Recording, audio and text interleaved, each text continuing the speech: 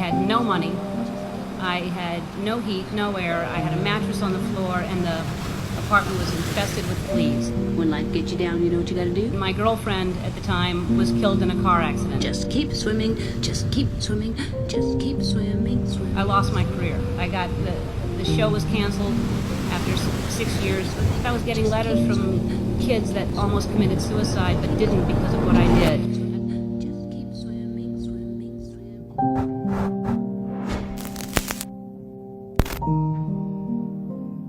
I didn't go to college here, and as I don't know if President Cowan knows, I didn't go to college at all, any college. When I finished school, I was completely lost.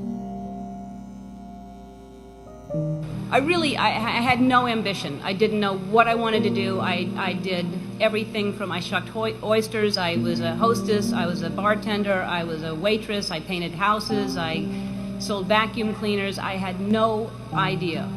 And I thought I'd just finally settle on some job and I would make enough money to pay my rent, maybe have basic cable, maybe not. I didn't really have a plan.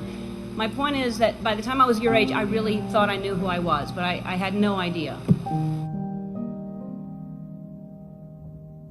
The way I ended up on this path was from a very tragic event.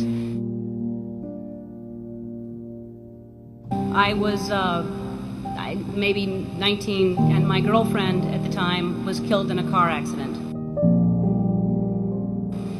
And I passed the accident, and I didn't know it was her, and I kept going. And I found out shortly after that it was her. And I was living in a basement apartment. I had no money. I had no heat, no air. I had a mattress on the floor, and the apartment was infested with fleas. And I was soul searching. I was like, why is she suddenly gone and there are fleas here? I don't understand. There must be a purpose, and wouldn't it be so convenient if we could just pick up the phone and call God and ask these questions? And I started writing, and what poured out of me was an imaginary conversation with God, which was one-sided. And I finished writing it, and I looked at it and I said to myself, and I hadn't even been doing stand-up ever. There was no club in town. I said, I'm going to do this on The Tonight Show with Johnny Carson, and I'm going to be the first woman in the history of the show to be called over to sit down. Several years later, I was the first woman in the history of the show, and only woman in the history of the show, to sit down because of that phone conversation with God that I wrote. Would you welcome Ellen DeGeneres? Thank you. I started this path of stand-up. It was successful and it was great, but it was hard because I was trying to please everybody, and I had this secret that I was keeping, that I was gay, and I thought if people found out, they wouldn't like me, they wouldn't laugh at me.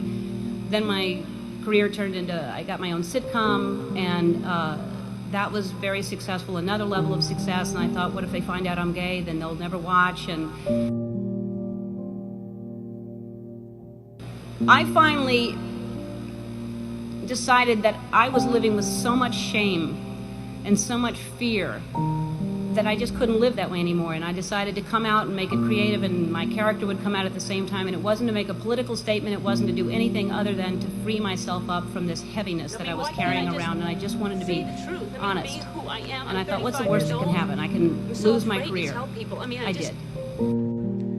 Susan, I'm gay. I lost my career. The show was canceled after 6 years without even telling me. I read it in the paper. The phone didn't ring for 3 years. I had no offers. Nobody wanted to touch me at all. And yet I was getting letters from kids that almost committed suicide but didn't because of what I did. And I realized that I had a purpose, and it wasn't just about me, and it wasn't about celebrity, but I felt like I was being punished, and it was a bad time. I was angry, I was sad, and then I was offered a talk show. And the people that offered me the talk show tried to sell it, and most stations didn't want to pick it up. Most people didn't want to buy it because they thought nobody would watch me. And really, when I look back on it, I wouldn't change a thing. I mean, it was so important for me to lose everything because I found out what the most important thing is to be true to yourself. Ultimately, that's what's gotten me to this place. I don't live in fear. I'm free. I have no secrets. And I know I'll always be okay because no matter what, I know who I am. So, in conclusion, when I was younger, I thought success was something different. I thought, when I grow up, I want to be famous. I want to be a star. But my idea of success is different today. And as you grow, you'll realize the definition of success changes. For me, the most important thing in your life is to live your life with integrity and not to give in to peer pressure to try to be something that you're not. To live your life as an honest and compassionate person, to contribute in some way.